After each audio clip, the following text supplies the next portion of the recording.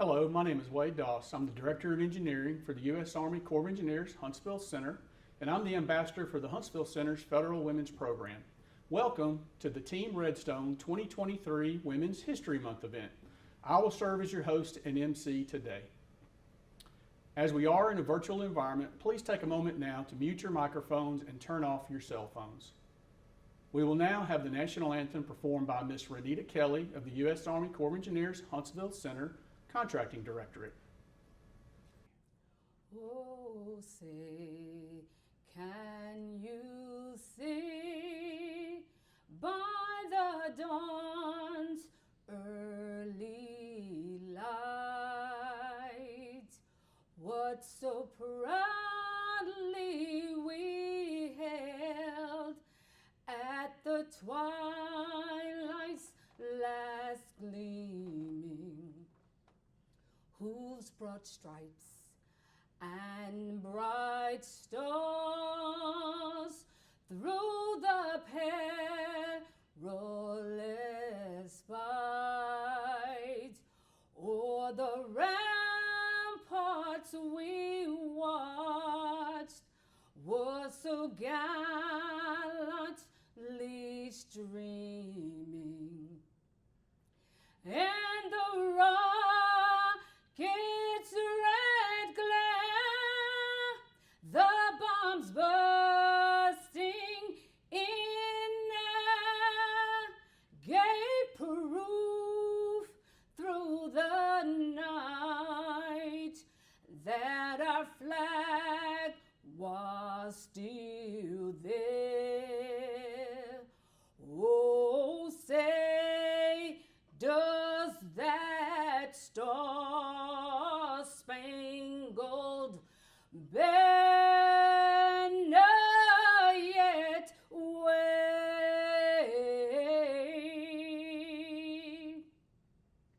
o'er the land of the free and the home of the brave?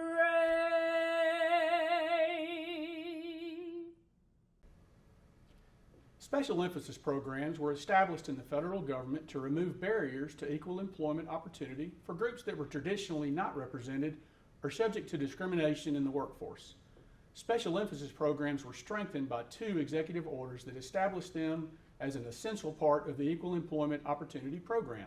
Their purpose is to ensure that agencies take affirmative steps to provide equal opportunity to everyone in all areas of employment and eliminate discriminatory practices and policies. The Federal Women's Program is an integral part of the agency's internal special emphasis and equal employment opportunity programs. Its purpose is to assure that all women, regardless of race, color, religion, national origin, age, or disability, receive equal treatment in all phases of employment, including placement in jobs at levels for which they are qualified, receive training and development in accordance with their abilities and agency needs, receive opportunities for career development and upward mobility, and receive recognition for outstanding service and achievements. Through various initiatives, the program addresses the unique concerns of women in achieving diversity, inclusion, and equality of opportunity in recruitment, in hiring, in development, in training, and in advancement. The program encourages women to feel valued for their unique qualities and experience a sense of belonging. We are delighted to join with Team Redstone and lead the celebration of Women's History Month 2023. It is an opportunity to recognize the current achievements and historical contributions made by women in our society. In 1987, after being petitioned by the National Women's History Project, Congress passed Public Law 100-9, which designates the month of March 1987 as Women's History Month. Between 1988 and 1994, Congress passed additional resolutions requesting and authorizing the President to proclaim March of each year as Women's History Month. Since 1988, U.S. presidents have issued annual proclamations designating the month of March as Women's History Month. American women of every race, creed, and ethnic background helped found and build our nation in countless recorded and unrecorded ways. As leaders in public affairs, American women not only worked to secure their own rights of suffrage and equal opportunity, but also were principal advocates in the abolitionist, temperance, mental health reform, industrial labor, and social reform movements, as well as the modern civil rights movement. As teachers, authors, journalists, scientists, engineers, soldiers, nurses, and laborers, to name a few, women played and continue to play a vital role in American economic, cultural, and social life.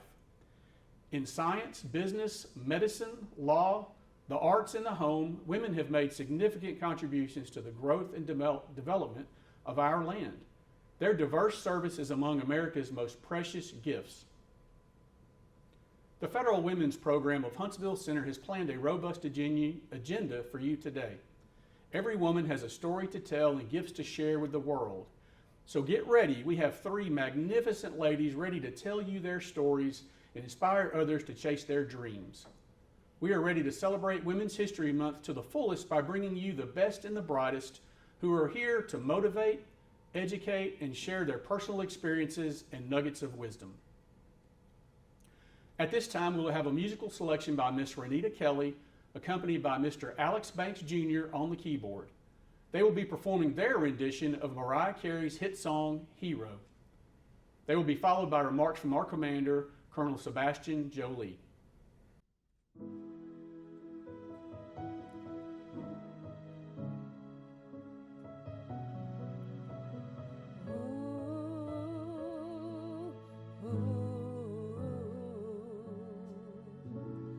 There's a hero.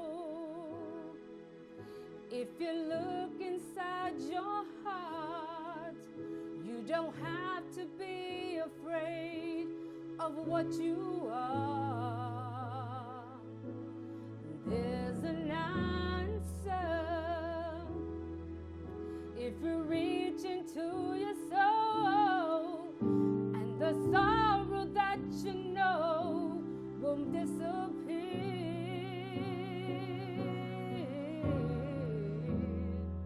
And then a hero comes along with the strength to carry on, and you cast your fears aside, and you know you can survive.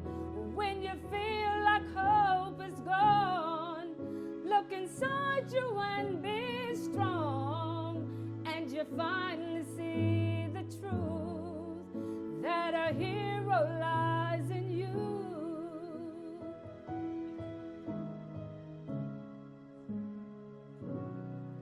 It's a long road when you search the world alone. No one reaches out a hand for you to hold. You can find love if you search within yourself, and that emptiness you felt will disappear.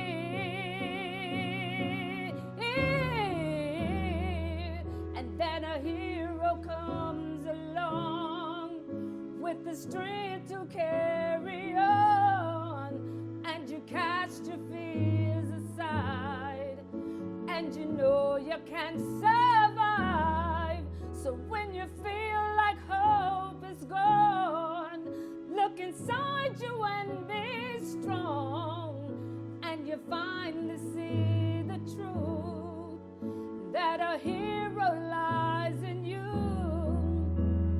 Whoa, Lord knows dreams are hard to follow, but don't let anyone tear them away. Hold on, there will be tomorrow. In time, you'll find a way.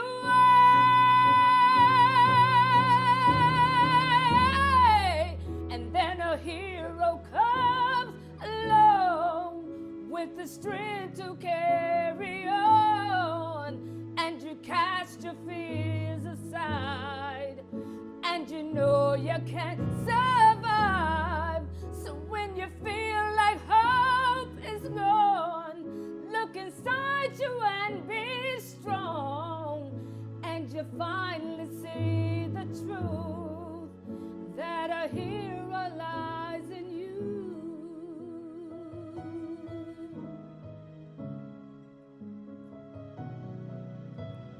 Ooh, that a hero lies in you.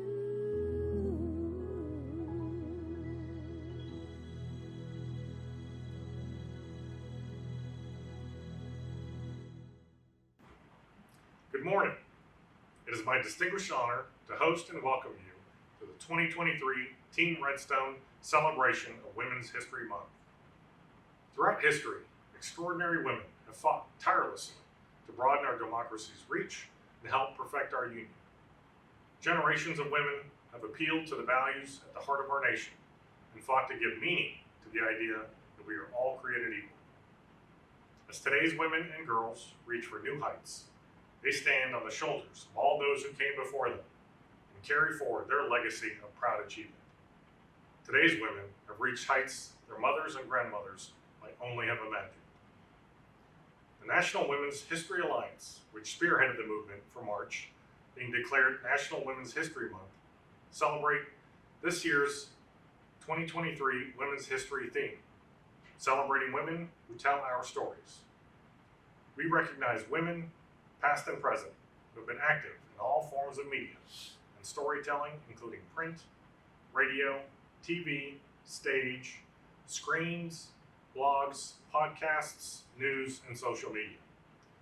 This year's theme honors women in every community who have devoted their lives and talents to pursuing truth and reflecting on the human condition decade after decade. From the earliest storytellers through pioneering journalists, our experiences have been captured by a wide variety of artists and teachers. Women have long been instrumental in passing on our heritage in spoken word and print to communicate the lessons of those who came before us. Women's stories and the larger human story expand our understanding and strengthen our connections with each other. Today, we celebrate the victories that have been won by countless women of Team Redstone and throughout the nation. Courageous women have called not only for the eradication of oppression, but for the expansion of opportunity. They have championed for justice, and they have fought for the right to vote, not just so their voices would be heard, but so they could have a seat at the table. With grit and resolve, they have challenged discrimination and shattered glass ceilings. And after decades of slow, steady, and determined progress, they have widened the circle of opportunity for women and girls across our country. While enormous progress has been made, there is still more work to be done. Despite our progress, there remains a lower participation rate for women represented in the science, technology, engineering, and mathematics fields, or STEM. We have brought to you a panel of the most successful women representing some of these STEM fields to share their stories in the hopes we inspire the next generation. Today's illustrious panel of senior executive service women will share with you their stories of perseverance and resilience. First, Dr. Juanita Christensen, the Deputy Chief of Staff for Logistics, Facility, and Environmental at Army Materiel Command. Second, Ms. Sherene Dorazio, Deputy Executive Director of the Office of Construction and Facilities Management at the Veterans Affairs. And finally, Dr. Christine Altendorf, the Director of Military Programs at the Army Corps of Engineers Headquarters. We thank you for taking the time out of your busy schedules to share your awesome testimonies. You inspire us all.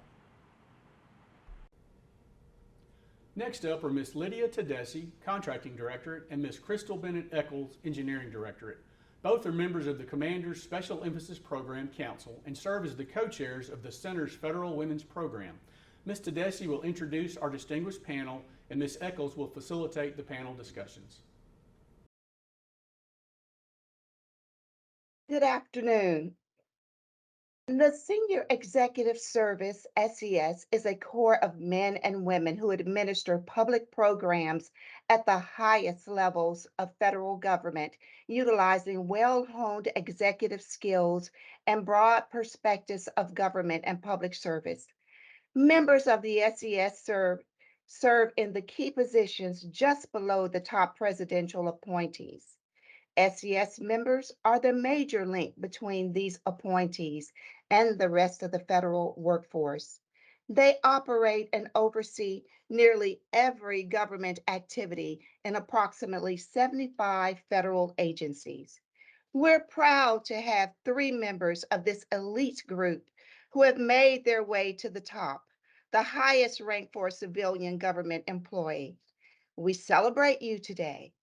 And as they tell you their stories, share their experiences and wisdom, you will be inspired and motivated to be all you can be. I first introduce Dr. Juanita Christensen, who was selected to the Senior Executive Service in 2015.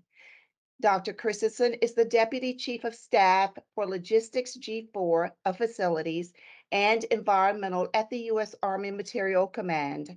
From November 2017 until January 2021, Dr. Christensen was the Director of the U.S. Army Aviation and Missile Center, during which time she became the first African American woman from Redstone Arsenal to join the Senior Executive Service.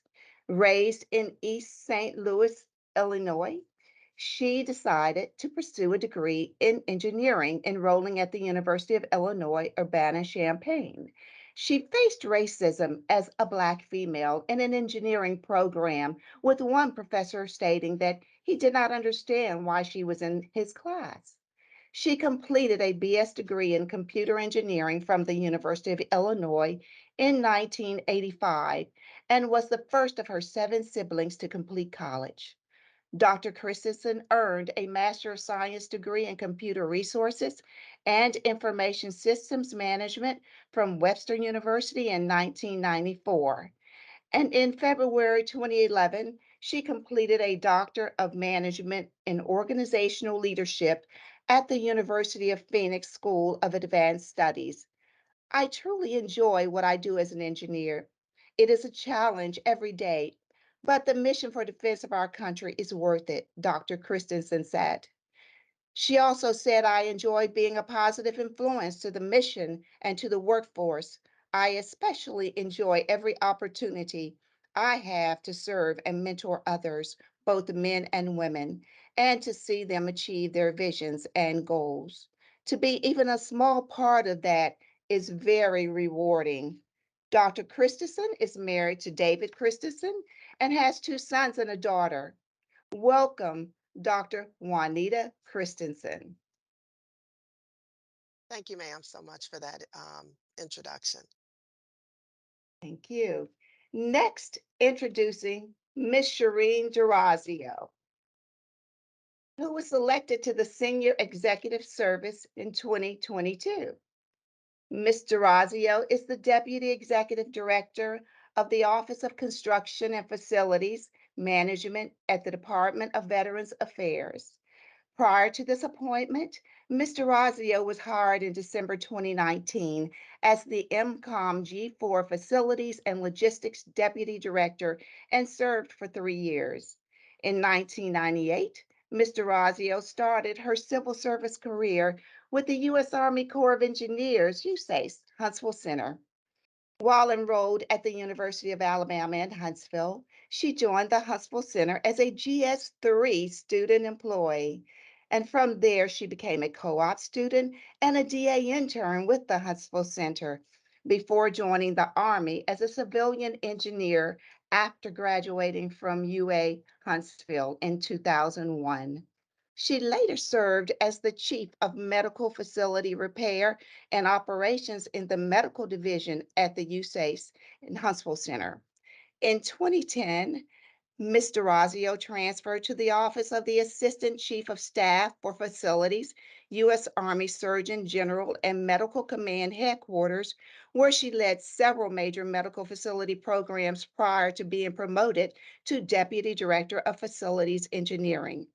Ms. Dorazio is a licensed professional engineer. She and her husband, First Sergeant Senior Master Sergeant Michael Dorazio, U.S. Air Force retired, have 2 children. Welcome, Ms. Sherene Dorazio. Thank you, Lydia, and I'm happy to be here today. Thank you. Next, introducing Dr. Christine Altendorf, who was selected to the Senior Executive Service in 2009. Dr. Altendorf was appointed Director of Military Programs for the U.S. Army Corps of Engineers USACE in January 2021. She previously served as the Chief of Engineering and Construction for USACE. Dr. Altendorf served as Director of the U.S. Army Installation Management Command Pacific from 2015 to 2019. Prior to this assignment, Dr. Altendorf was the director of the Army's Sexual Harassment, Assault Response and Prevention SHARP Office. Before being assigned as the director of the Army SHARP Initiative, she served as chief of the Environmental Division at Headquarters USACE.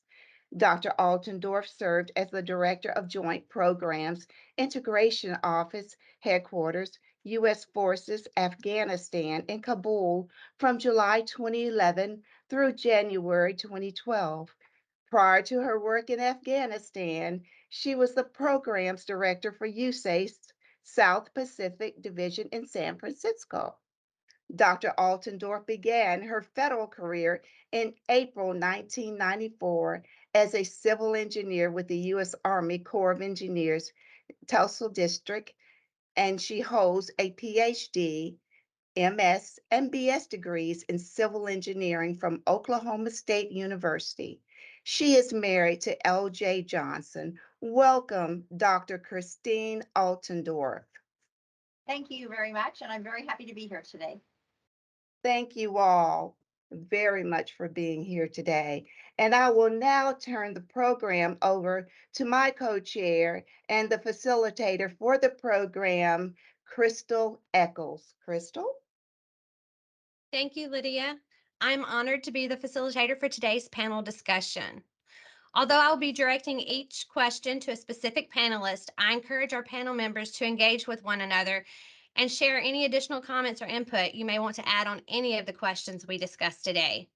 We'll also be monitoring the chat box, and if time allows, we may address some questions at the end of our discussion. I would like to direct the first question to Dr. Altendorf. Many leadership books address the importance of surrounding yourself with people that make you better and the importance of seeking out good mentors and role models. So who was or is your role model or leadership mentor, and why? Thank you for that question. So actually I have several different role models and leadership mentors. And I think a lot of it depends on where you are in life and what you need at that time to help you develop and grow. So there are mentors on character building. There are mentors on, the technical side of the house that makes, for instance, in my case, try to make me a better engineer. But I'll tell you, first of all, a role model for me is my mom. And when you look back at my mom, and I know that Dr. Christensen, in her bio, it said she's from a family of 7 kids. I'm from a family of 9 kids. And my mom got married quite young, 18, and then she raised 9 children. And she was a stay-at-home mom. And I will tell you, I have no idea how she did it, because we were in sports, we were in all activities. She was disciplined. She made us be disciplined. And so when I look at character, when I look at hard work, when I look at responsibility, when I look at what now I consider program management, but the program management she had to do to run a household of 9 children, and get us to our school and get us to our sports and get us to all of our various activities, whether it was camp or band or whatever the case may be. I mean, she was fabulous at that, and assigning duties and tasks of what needs to be done in the house. And so I look at her as really a role model starting very, very young. I didn't realize it at the time, right? You don't realize it. It's just your mom that's being irritating. But when you look back and you think, wow, a lot of the skill sets that I was able to achieve are because of how I was raised and the discipline that she provided. So then you move into the work arena. And a lot of times we actually, when you think about it, you characterize a mentor, a leadership mentor as somebody that is, at work with you, or somebody that's been in the field longer than you, and the things that they have to provide. So when I was actually working on my master's and my PhD degree at Oklahoma State, I actually did have some professors who were very good mentors. And they're the ones that give you encouragement that, yes, you can do something further. You can do great. They're ones that actually have some connections. What am I going to do after I finish, university? And they lead you in that way, and they help you along, and they answer questions. And then I did get with the Corps of Engineers, and somebody who was very influential to me was, he was the chief of engineering construction at Tulsa District when I first started, and Ralph Height. And he was literally, and I can describe him like this because I used to say it to his face, kind of an old curmudgeon from Southeast Oklahoma. And to listen to him, you would think he was just kind of a country bumpkin that didn't know anything. And he truly is the smartest man I've ever met in my entire life. And he would quiz and he would question, and he had a photographic memory. And so I was able to shadow him on several occasions. And I remember I'd be taking notes vigorously, and he would pop a question, for instance, hey, remember the meeting that we had last Wednesday, and we were talking about, a particular spillway. Do you remember what I asked you? And I literally would look at him, with deer in the headlight look, like, I can't even answer because I don't remember the question you asked me. And so he was able to remember that, and he would go through it. And so it taught me how to think. It taught me how to be in an uncomfortable situation and be able to respond. And many times mentors, and I think many times when we're in leadership programs, we are assigned mentors. I think mentors need to be natural. I think they become friends. I think many times your mentors will tell you things that you don't necessarily want to hear because that's how you grow. And I am a huge believer in mentorship. I'm just giving you one example because I could go on forever.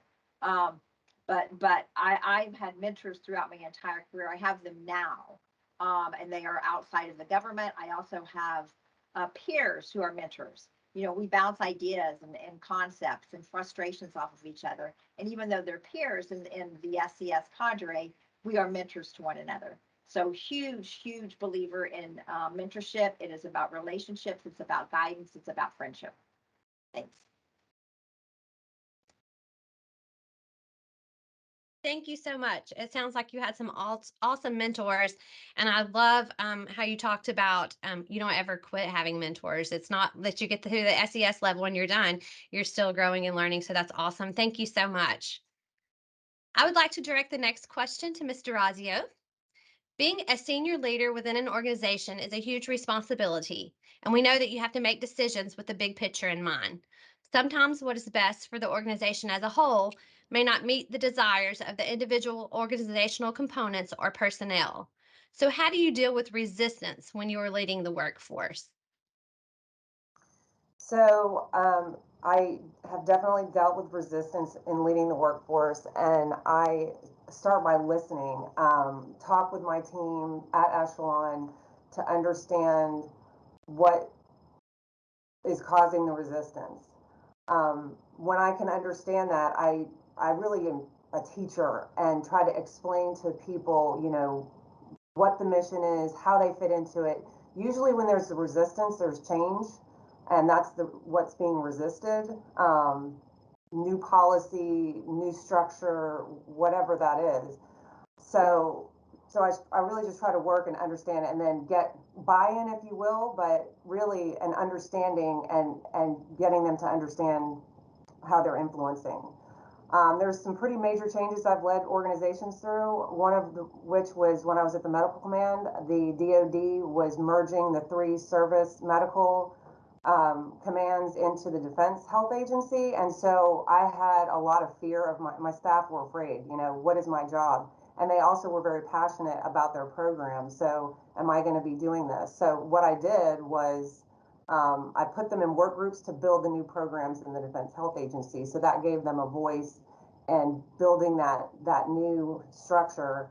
And then I detailed them so their fears were calmed, and I was pretty proud of that because the retention rate was huge.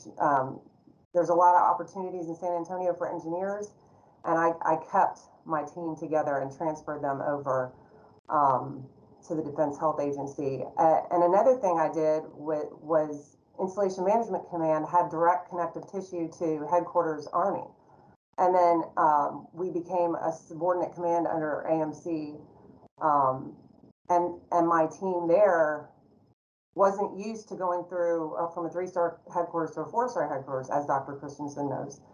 And they had lifelong relationships with the headquarters, but they had to learn a new process to communicate through their higher headquarters and keep them informed and advised. So that was a process, and there was some resistance there. So what I did then was just processes and procedures, make sure everyone understands the communication trail. So it was a time of turmoil, but I think we improved it over a couple of years. So just in general, how do you deal with resistance? Listen to your team, where you can adjust at their advice, take that into consideration, and then really just inform them. So it's a two-way communication. So that's what I've done for resistance. Thank you, Ms. Dorazio. Resistance is obviously inevitable, but it sounds like the listening and understanding process you utilize has earned you much respect from your workforce. The next question will be directed to Dr. Christensen. Melinda Gates, wife of Bill Gates, was quoted as saying, "Gender diversity is not just good for women, it's good for anyone who wants results." What do you see as the benefits to having women in leadership? Well, good morning again, and thank you so much for that question. It's a great opportunity to participate today. The first thing this question brings to mind for me is I had the opportunity to listen to a speech delivered by General Brown. He is currently now the Air Force Chief of Staff. But when I heard this speech from him, he was the commander of the Pacific Command. And what he stated really stuck with me over the years. And I believe it's the reason that there are benefits to having women in leadership. And he stated that you cannot aspire to what you have not been exposed to. So I think it is so critical for women to be in leadership solely, specifically as role models and as mentors. Dr. Altendorf shared so many of the benefits that she has received from those role models and those leadership models that again, it reinforces the need to have women in leadership positions. It allows them to influence those that are coming behind them and to also give them feedback and lessons learned, especially if they're approachable and they have an open door policy. Because we as women, we do deal with additional challenges because of our genders, because of our race, or whatever, and because of the responsibilities that we have not only within the workforce, but also in the home front. And juggling those, fortunately, women are very good at multitasking, but juggling those is very, very important. And sometimes teaching that skill set or giving insight to other women that are growing up in their careers is so beneficial and so critical to their next stage of development. I think also because of that work-life balance issue, if it does get out of whack, if it gets out of order, you'll see that their ability to succeed will be hampered. So I think as a woman in leadership positions, it allows them to really reach down and affect other women that are being placed or considering to go into leadership. I will share another story that I just had, I would say about 2 weeks ago, with my new current executive deputy to the CG here. And she is a tier 3 SES. And she was speaking with a woman that had recently been promoted. and was very happy now that she had a place at the table. She had a seat at the table. And my boss, Ms. Wicker, indicated to her, don't be satisfied with just having a seat at the table. Be prepared to eat. And that really resonated also with me because when we are given those opportunities to be at the table, we have to engage. We have to come to the table with knowledge and understanding of the issues that are confronting the workforce or the mission. We have to be prepared to engage and interact and put our thoughts on the table. And then we also have to recognize that being attentive in that environment, because many times there's only one female at the table, many times. But in other instances, for example, I was in a meeting on last Friday and I was amazed as I looked around, there were 5 women sitting at the table. And that was amazing. And each one of them had a part to play and mission focus to bring to the table and areas of their background where they could enlighten. So it's not just being at the table that's important, it's engaging at the table. So I think women in leadership, it's just so critical. And most of all, I want to influence and at least embrace and encourage them to always reach back. Um, I heard a saying once that said, lift as you climb. It is so important to do that. Make that difference in that next level of females that are coming up behind you and show them the way. Tell them the challenges that you face. Tell them the barriers that you had because they're going to experience similar ones and they need to understand that they can still achieve, they can still accomplish, and they can then make it to leadership and be at the table. Thank you so much. Thank you. I'm going to add that to my favorite quotes list is don't be happy with a seat at the table, be prepared to eat. I love that. So thank you for that inspirational response. I would like to direct the next question to Dr. Altendorf. We know that one consistent thing we can count on is change. If we are not changing, we are not growing. But we also know that change is hard. So how do you lead change and garner support from all stakeholders? Thanks for that question, Crystal. And Mr. Dorazio talked a little bit on change of kind of, the challenges with change and change is actually change is good, but change is hard because we get very comfortable. People are very comfortable with kind of the status quo. They know what they need to do every day. They kind of come into work and then all of a sudden something's going to be different, whether it is something as simple as your parking spot has changed or your organizational structure has changed or you're doing a move, right? You're moving your family, whatever the case may be, it adds stress. And I find out, and especially with what I do right now for the Corps of Engineers, is we have to deal with change a lot, and we deal with stakeholders. We really are here because we support stakeholders' needs. What is it that they need constructed? What is it that they need designed? Um, whether it be for the VA, whether it be for the Army, for the Air Force, for DoD, whoever it might be. And it would be nice if we started out a project and actually it ended up exactly as we started the design. That would be nice. The stress would be less than it tends to be. But I think most of us know when we start a project 5 years prior, what you end up with, whether it's cost, schedule, or actually the design of the project may be different from what it was when you first started.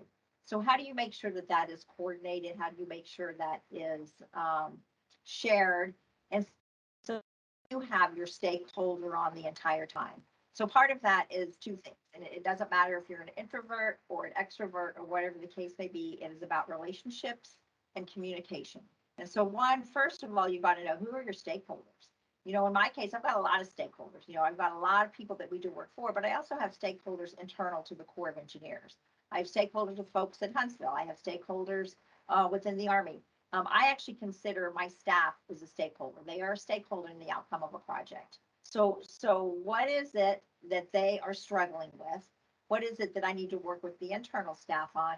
And then how do I communicate what needs to be said to our stakeholders so that they actually feel like they have buy-in to whatever the challenge is and buy into the solution. I think one of the things that gets frustrating many times with folks that we work with is they don't feel that they have a say in what the solution is. And so that is because we aren't doing really, I think, the proper communication and collaboration that needs to be done throughout the life cycle of a project or a program, or wherever you happen to be in your career. So what is the collaboration? Who's buying in, and how do you inform what the change is going to happen? And so I think there really can't be enough said on communicating what that struggle, what that change might be. I'll give a quick example that I like to use a lot, and it's the importance of communication. And so let's just say you've boarded a flight. We've all done this. So you're on a flight, you're in your seat, and your flight was supposed to pull away from the gate at 10:30. It is now 10:40, and you're still at the gate. No one said anything. You're looking out the window. It looks like the luggage is put on. You don't understand why you're not pulling away from the gate. It's now 10:50, and you still haven't pulled away from the gate. And then you start looking, you think, wow, you know what? My layover was an hour and 20 minutes. We've just knocked 20 minutes off. I know what gate I have to go to. Now I'm starting to get a little nervous. It's now 11:05, and then now it's really breaking into your layover time to get to your next plane, and you still don't know what's going on. And then finally at 11:15, you pull away and you take off. But you're frustrated, you're bothered, you're agitated, and you're irritated at the airline. So same scenario, you're in your seat at 10:30. At 10:40, the pilot comes on and said, oh, we had a red light on the dashboard. They're coming in. They should be here in the next 3 minutes. I'll let you know what happens when they get here. So then at 10:45, they say, the pilot comes back on and states, hey, I'm able to say this was not a big deal. We're able to get it fixed. Now we've got a little bit of paperwork we've got to get done. We know you all have tight connections. We'll be looking and we'll be making sure that you can make your connections. Then at 11 o'clock, they come on and say, hey, we're still waiting on the paperwork. It's a little bit delayed, but we'll keep you posted. We're as frustrated as you are. And then at 11:15, they say, hey, we're taking off. We're ready to go. We're so sorry for the delay.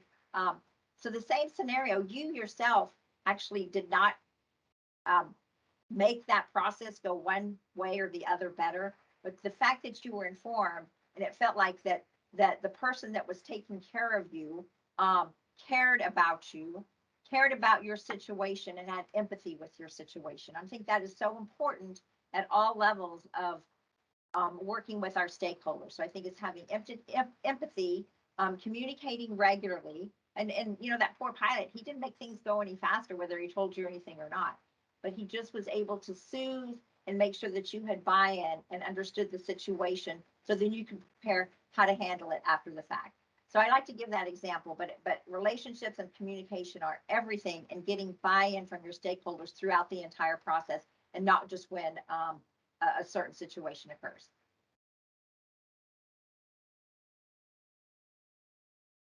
Thank you for that great advice and the great example of the importance of empathy and communications. The next question is for Mr. Dorazio. Although we've still never had a female president in the United States, the percentage of females in senior level positions within the government and in private industry has increased significantly over the past few decades. What advice would you give to the next generation of female leaders? I love this question. So be brave. I was in my own head far too many times. I have been afraid of being the leader of men. I have been afraid of being the leader of men and women older than me, because I've also been put in leadership positions at a young age. Thankfully, I've had mentors surrounding me my whole career and reminding me that I have been entrusted to lead. So get out of your head, young lady leaders.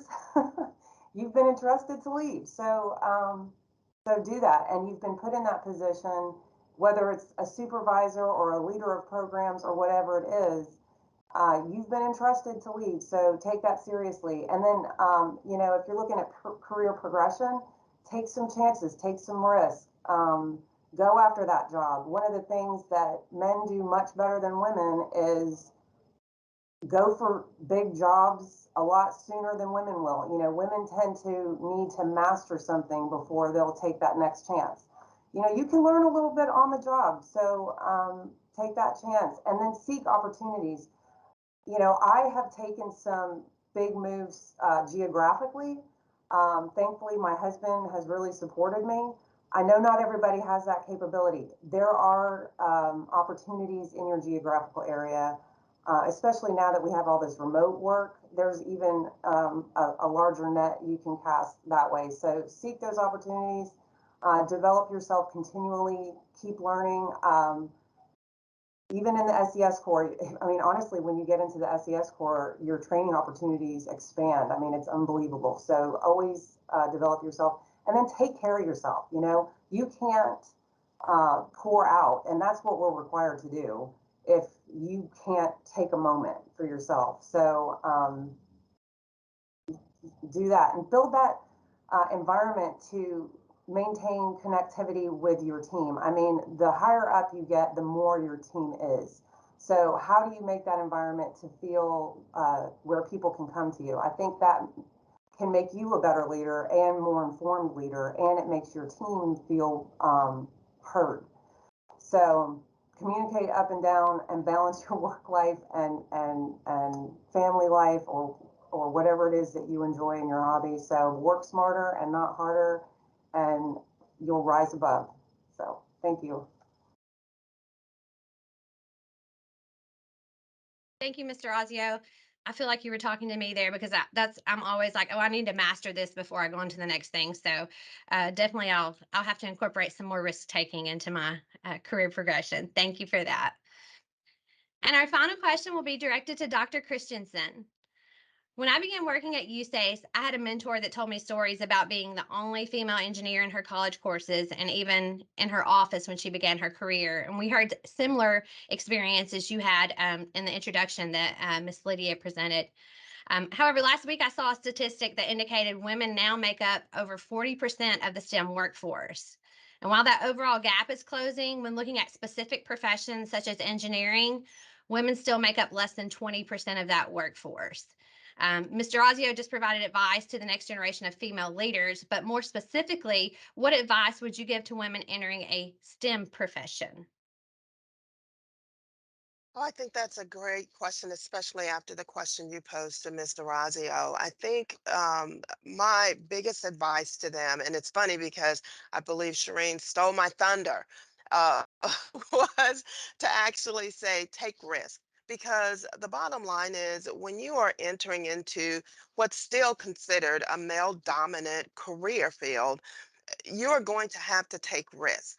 Um, Risk to be seen, risk to be knowledgeable, risk to be the smartest maybe in the classroom. That is a risk at every echelon. It is a risk. But I would say also to understand who you are, understand what you bring to the table, take on those challenges at looking at a STEM career. They can be so very rewarding mentally, as well as physically, because it does take a lot to take care of yourself and manage the different activities that you've got to do and master. But I would also say that, especially when you're starting out in college, you're going to come across a professor that's going to be hard. You're going to come across a class that you may not grasp everything. I will recommend to every female coming into a STEM career, do not be afraid to ask for help. Most of the colleges have tutoring programs established, and I know of that because even back when I went into college, I had a tutor, but I also tutored those areas where I was very, very knowledgeable. So I became a resource, but I also used available resources. So definitely use every resource that's available to you. And it is never too early to get a mentor or role model because we've all done this path. There will be other students there that will be upperclassmen that have been through your classes. Reach out to them, introduce yourself, take that risk of saying, hey, you may not know me, but I know you took this class and you did well. How did you accomplish that? And again, that's a risk. They may not know you. An upperclassman may not know you, but take the risk. One of the things I looked at in my career, and as I told women as they wanted to progress, is that if you're looking for a promotion opportunity, if you're looking to better your career path, spend time with those that have already accomplished it, because are the ones who can help give you that leg up. They are the ones that can give you those lessons learned. And so I would say the same thing with someone starting out in a STEM professional. Go to those upperclassmen, seek tutoring resources, become a tutor even yourself. And then as you continue to progress, because you will graduate, you will become a bona fide engineer with a degree. And then you bring skill sets to the table, and you have to know who you are and what you bring to the table. And so being strong and being confident and being assertive. And sometimes, if you're an introvert, that is not something that you like to do. And most engineers are introverts. I will tell you, I'm an introvert. But when it comes to getting my job done, I have to force myself to become an extrovert. So it's funny, in the Myers-Briggs, I'm actually considered an extrovert. But I'm an extrovert because I am like 2 points over the scale that allowed me to be an extrovert. But but that's okay. You always are coming to the table with who you are, but take on and gain mentorship, take on and learn of coping skills, learn to function in the environment that you're in. So I will give an example. I really hate networking. It is extremely important. I hate going to large conferences because, again, at my heart, I'm an introvert. But my skill that I use to get over that, the technique that I utilize, is I will go and I will walk that conference hall until I find someone that I know, and then I go and I have a conversation with them.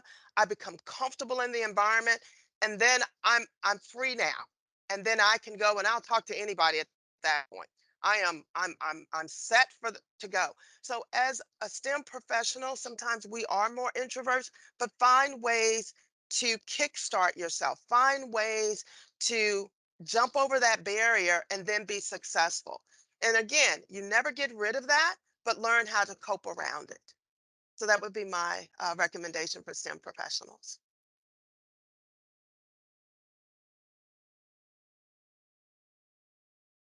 Thank you, Dr. Christensen. It has been a pleasure hearing your stories today, and I will now turn the program over to Mr. Wade Doss for closing remarks. I would like to thank each of you for taking the time to spend with us today. To the panelists, Ms. Sherene Dorazio, Dr. Christine Altendorf, and Dr. Juanita Christensen, thank you so much for taking time out of your busy schedules to share with us your personal stories and perspectives, along with words of wisdom and inspiration. To the Women's History Ad Hoc Planning Committee and all who helped make this event a success, thank you and great job. This concludes our program for today. Thank you for your participation. Have a great day.